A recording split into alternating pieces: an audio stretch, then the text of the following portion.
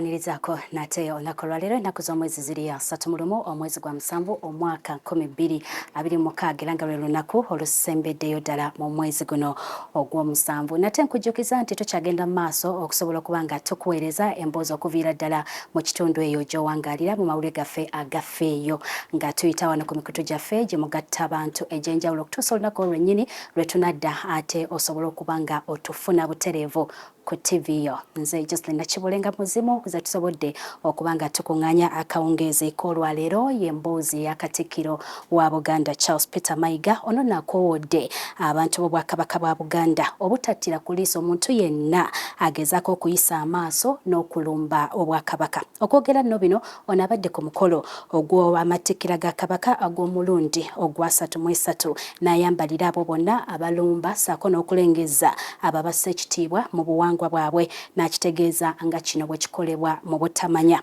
Mu bubaka bwa Pulezidenti Yoweri Museveni obusomeddwa Ssaabaminisita yeebazizza nnyo enteekateeka eza Buganda eziteereddwawo ez'enjawulo okusobola okulaakulanya abantu. Katulabe ebigambo. Leero Obuganda ne Bannayuganda bonna okutwaliza awamu bakedde kweyiwa ku kkanisa ya Watoto Bweyogerere okusabira beene Ronald Muwenda Mutebi II n'okwebaza Omutonzi okumutuusa ku kkula ery'emyaka 33 nga kalidde ku nnamulondo y'abajjajjaabe ng'alamula Obuganda. Okusabira Ssaabasajja kukulembeddwamu omusumba akulembera ekkanisa eno Julius Rotolonyo. And I said we have this unique opportunity to host a Thanksgiving service. And I want to invite the Katikkiro here to receive our contribution. Mu kwogera kwa Katikkiro, Charles Peter Mayiga yeebazizza President Museveni olw'okuzzaawo Obwakabaka kyokka n'ajjukiza gavumenti nti Obuganda bukyalina ebirala bye bubanja. Fenga Obwakabaka twebaza President Museveni ne gavumenti ye kubanga mu 1993 mwezi ogwokutaano mu lukiiko olwayitibwanga National Resistance Council ye President yennyini gwe yakubiriza olukiiko lwajjamu mu ssemateeka obuwaayiro obwali bufugira Obwakabaka n'ebintu bingi bye baali batunyazeeko ne babizza. Tetusobola kwerabira naye ng'erinnya lya Ssaabaminisita bwe ligamba tetukoowa kubanja birala. Ono abuulidde abantu b'Omutanda nti mu kiseera kino empologoma tennatuusa kwetaba ku mikolo egiriko abantu abangi wabula nga mu kaseera mpawe kaaga ejja kusiima erabikeko eri abantu baayo. Nga bwe muzze mulaba ennaku zino Omuteregga teyeetaba nnyo mu mikolo. Kye tumanyi Omutonzi ajja kumusobozesa okudda mu mikolo mu bbanga ery'okumpi. Kyokka alabudde abasekeeterera obuwangwa n'ennono ebyakuno ate ne bakulembeza ebyensi endala okukikomya kuba bwaliwo okuva dda. Abantu abamu bwe balaba ebiri mu bitundu by'ensi ebirala nga batandika okugamba nti obuwangwa butukuumira emabega kubanga abalala be tujuliza abo be tulowooza okuba ab'omulembe ate bo tebataŋŋana na buwangwa bwabwe. Olaba omuntu bamuyigiriza okusoma n'okuwandiika n'abiyiga ate okumuyigiriza bino bye yazaalibwamu. Abuvumirira tumwanukule, ayambalira Kabaka naffe tumwambalire. Ku lwa gavumenti, Ssaabaminisita Robin Nabbanja era nga yasomye obubaka bwa President Museveni. President Museveni ayozaayozezza nnyo Muteregga olw'okutuuka ku kkula ery'emyaka 33 nga kalidde ku nnamulondo. I wish to thank God for the gift of your health, wisdom, and the stable leadership you have provided to the people of Uganda over more than 3 decades, that is 33 years ago, at Nakalari, Budo, we witnessed the historic restoration of Uganda Kingdom. Pulezidenti atenderezza nnyo Obwakabaka olw'ettaffaali lye butadde mu kutumbula ebyobulamu. We commend the kingdom's active participation in public health campaigns, particularly the fight against HIV and AIDS and poverty eradication. Museveni asuubizza nti gavumenti yakusigala ng'ekolagana n'obukulembeze obw'ennono okusobola okutwala eggwanga mu maaso. Your Majesty, as you mark 33 years on the throne of your ancestors, the government of Uganda reaffirms its commitment to constructive dialogue, mutual respect and shared progress. Amatikkira ag'omulundi guno Ssaabasajja yasiima gatambulire ku mulamwa ogugamba nti tubeere bavumu mu kukuuma obuwangwa bwaffe. Kale mu bufo obwo bwennyini olw'okuba olunaku luno ate terubadde lwa bbugumu nnyo nga bwe gutera okubeera, abantu abategeera obulungi amakulu ag'olunaku luno buli omu alujaguzza mu ngeri ye, nga kino nno okusinga kyeyolekedde mu ngeri gye babadde bambaddemu olunaku olwaliro mu bitundu ebya Buganda ebirala. Olunaku luno waliyo abaalutegedde, wadde guli gutyo bo abasuubuzi ababadde ku kkanisa eya Watoto ebweyogerere mu munisipaali ey'Ekira bagamba nti engeri olunaku gye babadde balwesungamu teruvuddeeyo bulungi olw'ensonga nti baali basuubula ebintu bye babadde basuubira okuguza abantu abatalabiseeko mu bungi. Ebyokwerinda bikedde kunywezebwa ku kkanisa ya Watoto ebweyogerere awategekeddwa amatikkira ga Ssaabasajja Kabaka ag'omulundi ogwa 33. Eno abasirikale okuva mu bitundu ebyenjawulo okuli amagye kossa ne poliisi obwedda beebulungudde ekifo kyonna. Abalala babadde batambulira ku mmotoka nga balawuna ekifo. Obwedda buli ayingira asooka kwekebejjebwa. Abeetabye ku mukolo guno buli omu abadde ayambadde ennyambala emuweesa ekitiibwa era ejjayo obulungi amakulu g'olunaku. Eno gye tulabidde Nicholas Ssebuufe yakazibwako birangirangi ng'ono azze yeenaanisa engule ekoleddwa mu kifaananyi ky'engo. Ku mazaalibwa n'amatikkira nyambala wenti lwaki ndike kabonero akampesa n'awaadi y'emmengo n'ebbaluwa entongole gyalina Katikkiro gye yankwasa wali ku Butikkiro nti nzasinga okwagira emipiira n'amasaza Kabaka buli waaba mba wenti. Yo omusumba w'ekkanisa y'e Makerere Community Church Martin Sempa azze yeenaanisa eddiba ly'empologoma kw'ossa olubugo ng'ali mu mpale nnyimpi. Ono abadde alina omukondere gw'abadde afuuwa. Bwendi kuba lunaku lwa kalica era kabona naye abeera kabona era mulaba nti nno mu birowoozo byaffe tumanya ani ow'amaanyi era ayambala atya. Omuggo gwa Musa guguno tuguleese banaye Mukama abawe omukisa. Engoma kw'ossa amazina ag'ekinnansi obwedda bye byaniriza abagenyi ba Kabaka. Abakulembeze mu kitundu kino nga bakulembeddwamu akulira oludda oluvuganya mu Paalamenti Joel Ssennyonyi, omubaka wa munisipaali y'Ekira George Musisi, kw'ossa n'abalala batubuulidde nga bwe beenyumiriza mu myaka 33 egy'empologoma. Beene yagutuwa ng'abavubuka era azze atukubiriza tujumbire ensonga ez'obukulembeze okwetaba mu bigenda maaso mu ggwanga era nga kitukakatako ng'abavubuka okusosowazibwa. Akikoze nnyo tukimwebaliza, tumwebaza n'eddoboozi lye azze ayogera ku nsonga ez'enjawulo ebitatambula bulungi ng'abyogerako, abantu okutulugunyizibwa, kuyisibwa obubi n'ebirala bingi. Tumwebaza eddoboozi lye eryo. Nyumiriza tulabe nti Ssaabasajja atasoloza musolo, ajjanjabya abaana, azimbye amalwaliro, azimbye amasomero, asomesezza abantu, alwanyisiza Mukenenya. Ne tugamba nti ndowooza omwoyo gwa Buganda gwe boogerako ogutafa gwe gugwe nnyininyini ogwolesebwa. Abantu ba bulijjo abatasobodde kuyingira munda mu kkanisa bateereddwayo entimbe okubasobozesa okugoberera obulungi emikolo. Babasuubuzi ng'abasinga babadde batunda ebintu ebyekuusa ku by'obuwangwa basigadde beevuma olunaku luno nga bwe bagamba nti lubasaze. Zino tisaadi za Ssaabasajja Kabaka era ze zandeese buli mukolo mbeerayo ogwa Ssaabasajja, naye ogwaleero gukyali mugumu. Sinabawadde tuwa ku ssente, tubalinze bulinzi oba bakyali mu mmisa. Taba tebannajja bulungi naye tumanyi nti bwe banaava eyo munda bajja kugula era tujja kutambuza. Bwagenze dda sinatundako yadde n'akamu, ndi wano obwavu buli mukunuma batuganya oyingira munda emaali yaffe eriwala eri mukome lutinga. Abamu balabiddwako nga beebase bwebasi mu bintu bye batunda. Ne mu bitundu ebirala abantu ab'enjawulo nabo bajaguzza amatikkira ga Kabaka.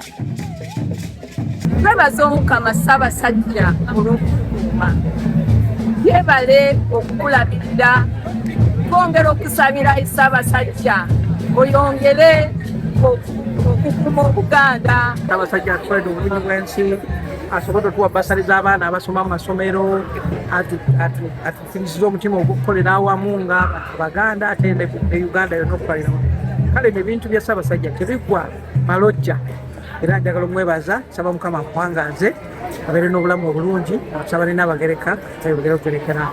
Matikkira gano tuyizeemu ebintu bingi, obulungi bw'ensi, empisa. Mama n'Abagereka tukwebaza ekisaaka tekaka twebale okubeerawo gino gyonna emyaka Obuganda bubeerewo. Emikolo gy'omulundi guno gitambulidde ku mulamwa ogugamba nti tubeere bavumu mu kukuuma obuwangwa bwaffe.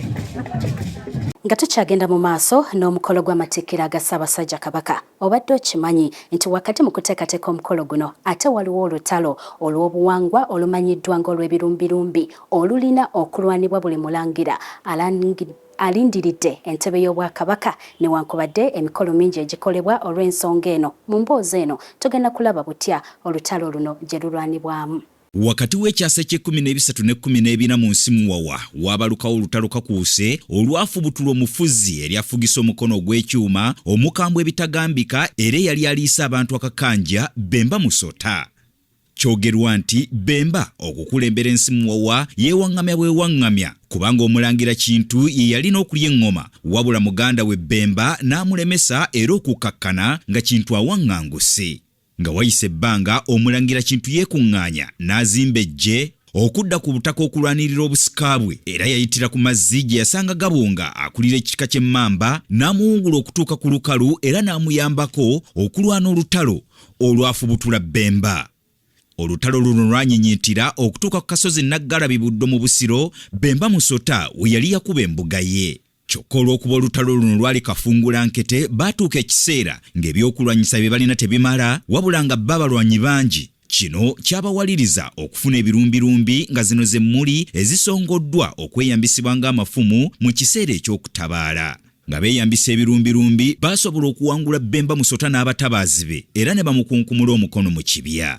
Omulangira Kintu ng'amaze okumegga Bemba Musota era ng'amugobe ne mu nju ye Buganda mwe yali asula yasalawo omulembe omukadde okuguggalawo n'aggulawo essuula empya ensi muwawa n'agikyusa erinnya n'agituuma Buganda. Okuva olwo n'okutuuka olwaleero okujjukira ekyafaayo ekyo buli mulangira alindiridde okulya eŋŋoma ateekeddwa okuyisibwa mu lutalo luno olwefaananyirizaako olutalo lw'ebirumbirumbi Kintu lwe yalwana era ng'omukolo guno gwe guyitibwa olutalo lw'ebirumbirumbi. Olutalo lw'ebirumbirumbi lulwanirwa ku matulutulu obutasuuka ssaawa 12 ez'okumaliiri ku kasozi Naggalabi Buddo. Kyokka nga ku mulundi guno omulangira alinze okulya eŋŋoma talwana na Bemba Musota kubanga oyo baamuwangula dda era nga yafa dda, wabula ku mulundi guno alwana n'omutaka Ssemanobe avunaanyizibwa okukuuma olusozi Naggalabi.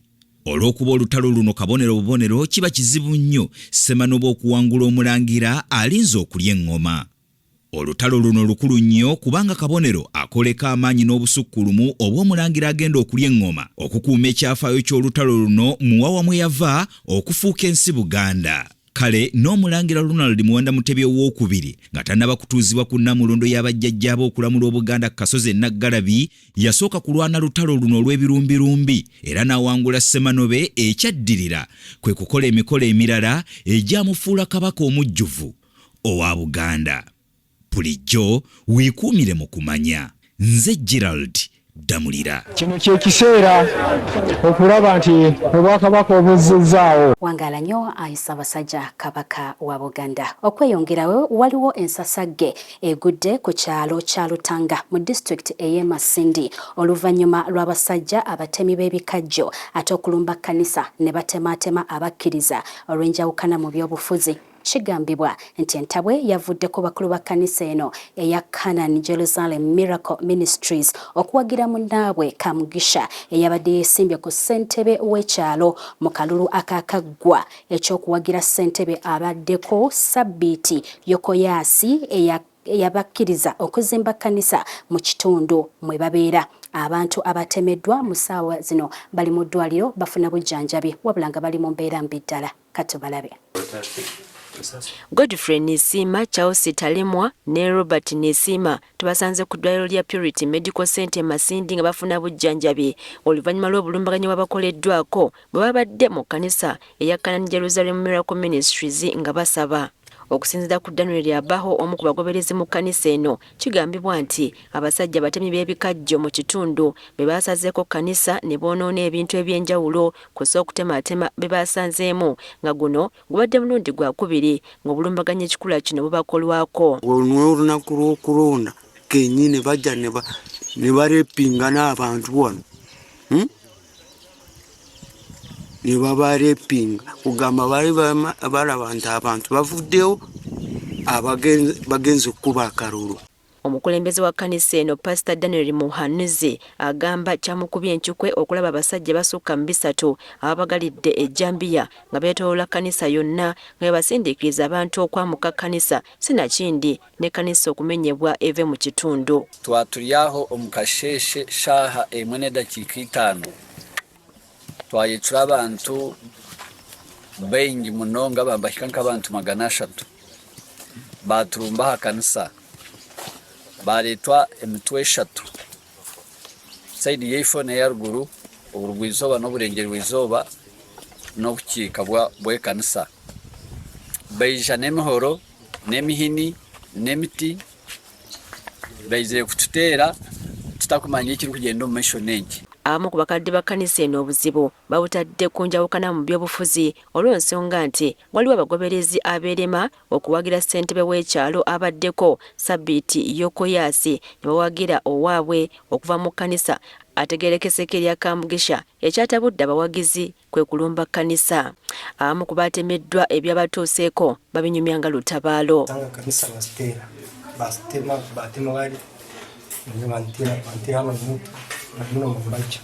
Fred Tomusime, Bishop wa kkanisa eno, asabye abakuumi okuva mu gavumenti okubayamba ku mbeera bwe bawangaalira ebaleetedde obunkenke. Abantu bangi babatematemire, abamu bali omu marwaro batahiriza amaju gange bagateera, ebintu babitematema, abantu bali ha bitanda, emihanda bakagiita, tutwineho tukuraba, abarwaire babatematemire abana babatematema nanisaba gavumenti President wetu Museveni otaha mu nsonga zaitu tuyambe. Sabiti Yokoyasi ssentebe w'ekyalo agambibwa okuvaako obulumbaganyi ebimwogerwako abyeganye n'ategeeza nga bwagenda okuyita olukiiko lutuule mu nsonga eno. Abantu abakutemera ebikaijo mostly enamba ekiro bwingi baba indiscipline n'abantu abalala kyakyawo natulina enamba eri indiscipline akomuntu ibokwanora muntu akwikara aho agenda mbara agaruka nara chachi atali omusiro gwokuneya kuli yake naharo abantu bali indiscipline so insecurity both sides ombatembe bikaijo hamuna ha chachi akwara abantu kana baruminga around batene mirimo bakora kandi batoire obwire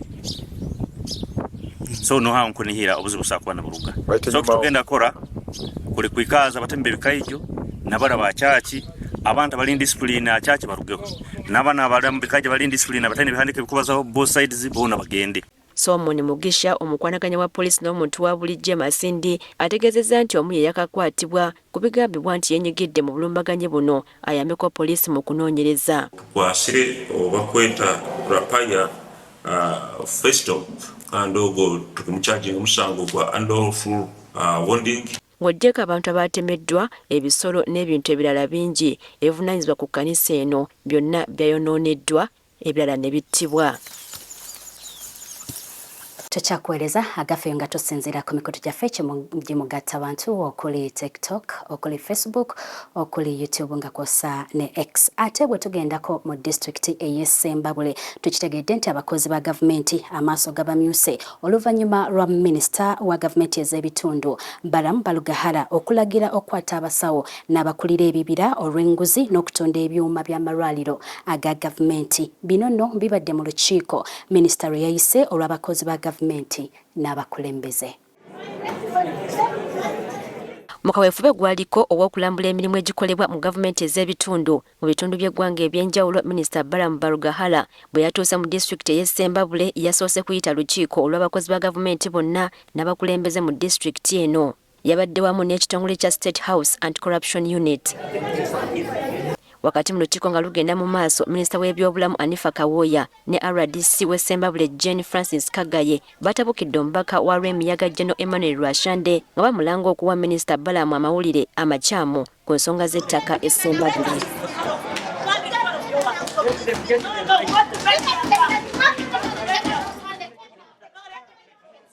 Minisita yalabye olukiiko lukutte omuliro kwe kutetenkanya era n'aleetawo embeera ey'okutendereza omutonzi.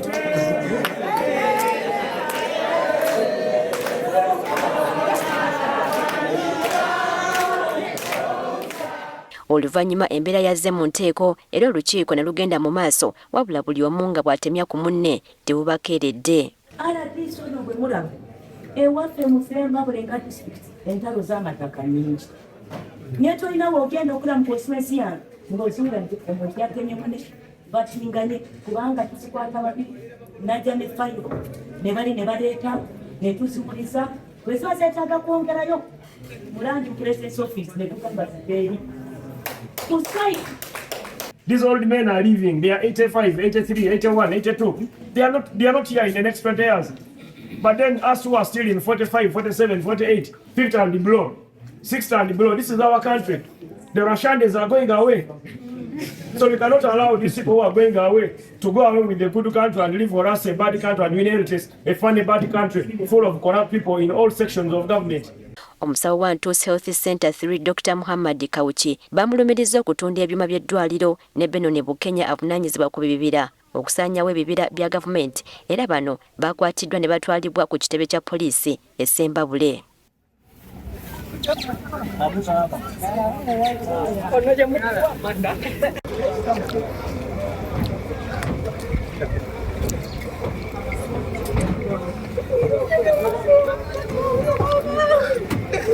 Kigambibwa nti Dr. Muhammad Kawuki yawamba ebyuma by'eddwaliro ery'Entuusi n'abitwala mu ddwaliro lye ery'obwannannyini ate Benoni Bukenya ye avunaanibwa kwekobaana n'abantu abasala emiti n'okwokya amanda ne basaanyawo obutonde.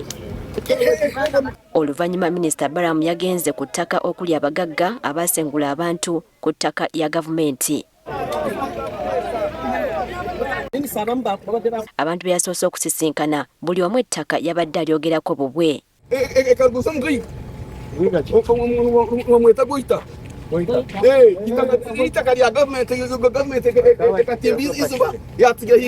Eno nayo wabaddeyo akacyankalano RDC Jane Francis Kagayi bwe yatabukidde ababbi b'ettaka ababadde balimba minisita Balamu ku ttaka lya gavumenti eryabbibwa. He's one of the grabbers. Yes. And that one is even a grabber. He's not supposed to be here. Only supposed to be there. Yes, he is. Atono kakozeeko singa taliiwo twandibadde tetulina naye nti wano. Ono yategeezezza nti yakola kinene okutaasa yiika z'ettaka 10 okuli ebidiba abatuuze be basobola okukima amazzi. Nalabye nga mu butuufu kuliko public dam. Nze bwe najja nga RDC ne ngamba siyinza kusanga public utility etwalibwe nensaba omulamuzi nakkiriza n'agamba bakavingeko out to 10 acres. In the meantime 10 acres should be kept as public land. Yes. And that 10 acres abakulisiza n'ente mutunge fensi yanyu mfensinge kurungi entambali zikutaha okuura 10 zile zisigaire zibayibire tugenda kusaba anti-corruption to investigate that file to find who sold the land. Yes. Minisita Balamu wano we yasabidde abakulembeze n'abatuuze okubeera abakkakkamu okulaba nga babeera bumu n'okukkaanya ku bizibu ebitawaanya ekitundu. You are not fighting for yours. You are fighting for the community. And every Ugandan must be patriotic. Buli muna Uganda inakulwanira ekintu kya gavumenti. Kisigale ne kiyamba gavumenti. Minisita wa gavumenti ez'ebitundu Balamu Barugahale akyagenda mu maaso ne kaweefube w'okulondoola entambula y'emirimu gya gavumenti mu gavumenti ez'ebitundu mu bitundu by'eggwanga eby'enjawulo. Ate bwe weetooloola ebitundu ebyenjawulo mu kibuga Kampala, amaaso agatuukiza ku ntuumo za kasasiro akuŋŋaanyiziddwa obulungi mu makubo. Ono nno ye kasasiro eyakuŋŋaanyizibwa ku lw'omukaaga lwa ssabbiiti ewedde mu kuyonja okwali okw'obuwaze nga kwategekebwa gavumenti. Kasasiro ono atandise okuvaamu ekivundu ekitadde abamuliraanye ku bwerinde obw'endwadde. UKCCA obuzibu ebutaddeko batuuze abasigadde nga bayiwa kasasiro mu bifo we yali akuŋŋaanyiziddwa naddala mu budde obw'ekiro. Ku ku lw'omukaga lwa sabbiiti ewedde abantu okwetoloola eggwanga lyonna beetaba mu bulungi bwansi ow'obuwaze ng'ono yawa omwamu omutwe gavumenti yennyini. Kasasiro mungi yakuŋŋaanyizibwa kyokka n'okutuusa olwaleero abadde tatwalibwanga. Baatukunga ne tukuŋŋaanya kasasiro naye kasasiro mu kumukuŋŋaanya ate kasasiro afuuse ekizibu emmotoka zimuyitamu kasasiro awunyirira abantu. Mu bitundu by'eggwanga eby'enjawulo kasasiro atubidde ku kkubo so nga n'omulala ayanjadde mu bantu naddala mu bitundu eby'enzigotta. Mu ggombolola y'e Kawempe eno tusanze kasasiro yatonnyamu enkuba olukazambi amuvaamu n'akulukutira mu bantu ekintu ekitandise okweraliikiriza abatuuze.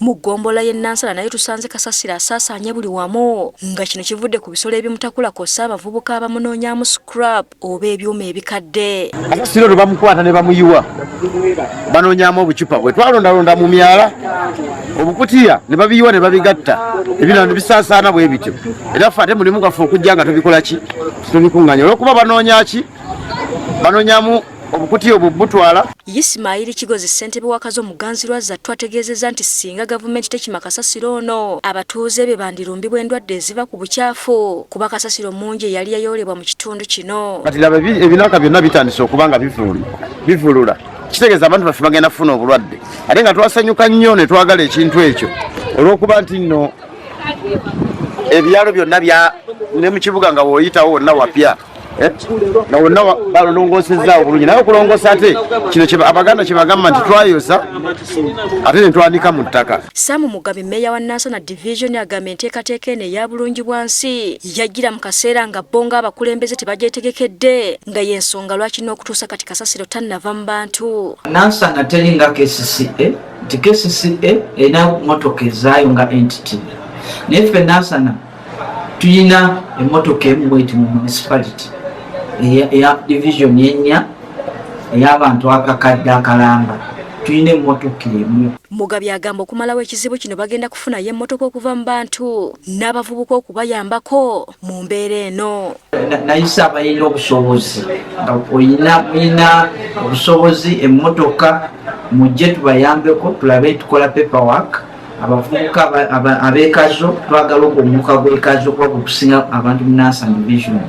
Abavubuka b'omu beekolemu omulimu bwe mubeeramu mugaga so bateekamu emmotoka bo bennyini beekolemu omulimu tube nga kasasiro tumuggyeyo ate nga bafunye n'emirimu. Mu bwangu ebimotoka ebikola enguudo mu Nansana byeyazikiddwa ne bitandika okuyoola kasasiro ono era we tuviiriddeyo ng'atandise okukendeera. Mu ngeri y'emu n'abatuuze b'e Kabowa ekisangibwa mu ggombolola y'e Rubaga nabo bawanjagidde gavumenti ebayambe ku kasasiro abafuukidde ekizibu. Gavumenti yatugamba tukuŋŋaanye kasasiro naye teyatuwa bifo bye tumukuŋŋaanyizaamu.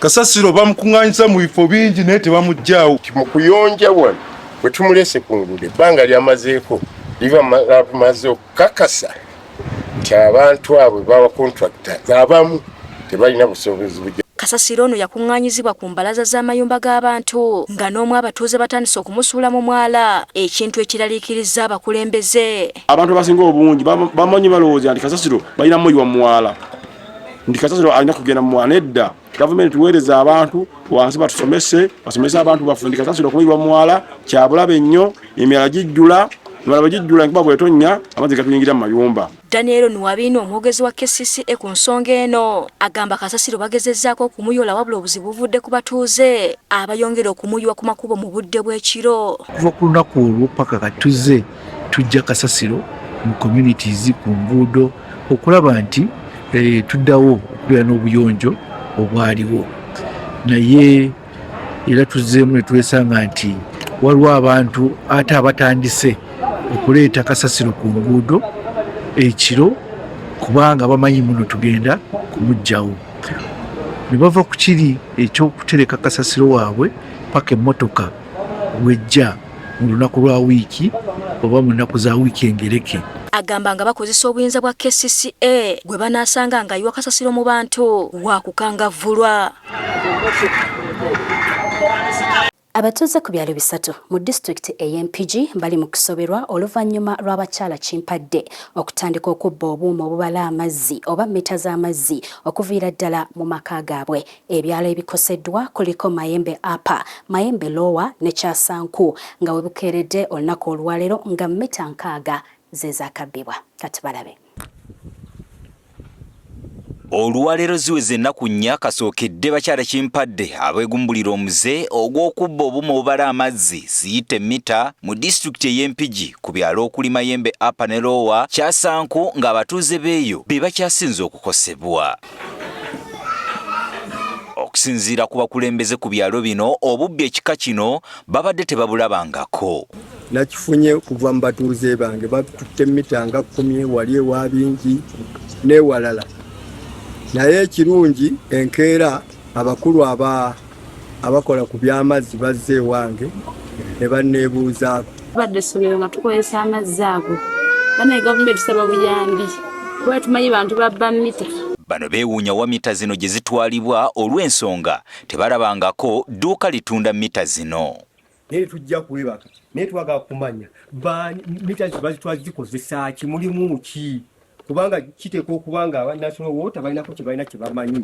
Kyendowooza era abali mu mulimu ogwo we basobola okujja ne babba ekintu tekisobola kuva eri n'oyingira n'obba ekintu nga tokiyinaako ID ya National Water yandivuddeyo ku kino. Poliisi yennyini ejje etangaze ku kintu ekyo kubanga obulinde bubwo okwekuma kw'eggwanga tukakasa nti kuli mu mikono gya poliisi. We tukoledde emboozi eno ng'ekitongole ekivunaanyizibwa ku mazzi bakola butassamukka butassamwoyo okulaba nga batangira amazzi agabadde gayiika. Amyuka RDC w'Empigi Shad Mwanje n'akulira ekitongole ky'amazzi mu Mpigi Max Omut bagamba nti bamaze ebbanga ng'ekizibu kino bakiwulira ne bategeeza nti batandise dde okukwatagana n'ebyo ebyokwerinda okulaba ng'ekizibu kino bakinogera eddagala. Tubakanye n'omulimu gw'okunoonyereza okulaba ensibuko y'ebintu bino evaawa. The most important thing, first of all, we are working hand in hand with the statutory organs to see that these thieves or goons are brought to book. Agafeyo ezo nno z'emboozi zetusobodde okuba nga ate tukuŋŋaanya ssaako n'ozikutuusaako nga tuyita ku mikutu gyaffe gye mugatta abantu. Nkujjukiza nti tujja kusigala nga tukuweereza puroguramu zaffe nga bwe zitambula ng'era tuyita wano okutuusa lwe tunaaba nga tutandise ate okuweereza butereevu ku TV yo. Nze Jocelyn Nakibule nkwagaliza weekend ennungi.